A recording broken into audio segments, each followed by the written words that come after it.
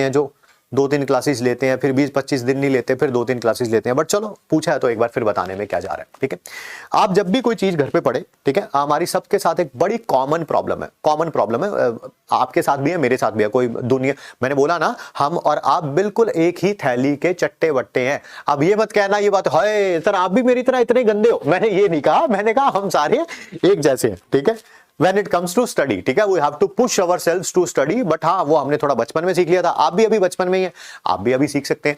वापिस आ रहे हैं, क्या कोई भी चीज जब पढ़ते हैं ना भाई, तो सबसे बड़ी प्रॉब्लम है दिमाग का वॉन्डर होना ना, दिमाग कहीं और चला जाता है।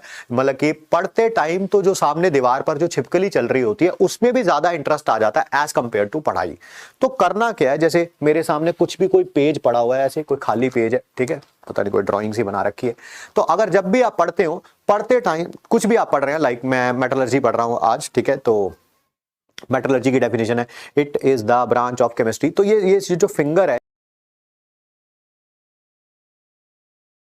या पेन है या स्केल है, जो भी आप हाथ में, वो मूव करना चाहिए उसके ऊपर। It is the branch of chemistry in which, ठीक है, a metal is extracted from its ore pure और that is conveniently and profitably. ये साथ साथ फिंगर मूव करनी चाहिए उसके ऊपर, फिंगर कह लो, पेन कह लो, स्केल कह लो। क्यों?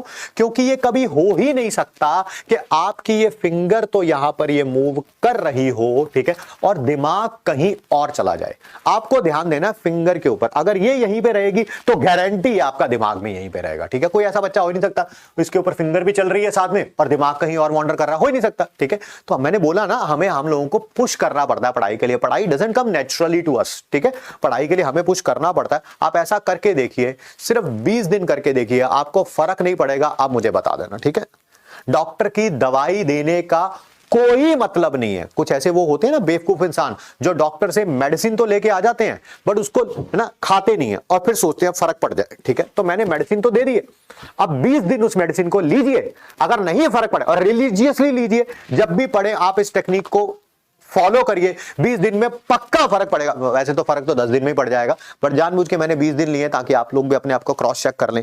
20 दिन में अगर नहीं फर्क पड़ेगा तो मुझे बताइएगा जी। ठीक है, ये टेक्निक्स वो नहीं है जो कहीं किताब से पढ़ी थी और बच्चों को बता दी ना, अपने टाइम पे ये किताब से पढ़ी थी, खुद पे अप्लाई करी, खुद पे बहुत ज्यादा चेंज आया, फिर हजारों बच्चों को बताई और अब आपको बता रहे, गारंटेड फर्क पड़ेगा। एक मैंने टाइम टेक्निक भी बताया था ना कि आप जब भी, तो आपको पता होना चाहिए यार ये मेरे नोट्स हैं, या तो 30 मिनट्स में रिवाइज होना चाहिए, या 35 मिनट्स में, या 40 मिनट्स में, या 20 मिनट्स में, depend upon class to class, chapter to chapter, कोई प्रॉब्लम नहीं है। किसी में 1 घंटा भी लग सकता है, कोई 20 मिनट में भी हो सकते हैं, तो आपको ये पता होना चाहिए। तो जब भी आप नोट्स रिवाइज करने जाएं, उससे पहले अपने टेबल क्लॉक पे अलार्म लगाएं कि मान लीजिए आज 40 मिनट्स में सारे नोट्स रिवाइज हो जाएंगे और 40 मिनट्स में उसको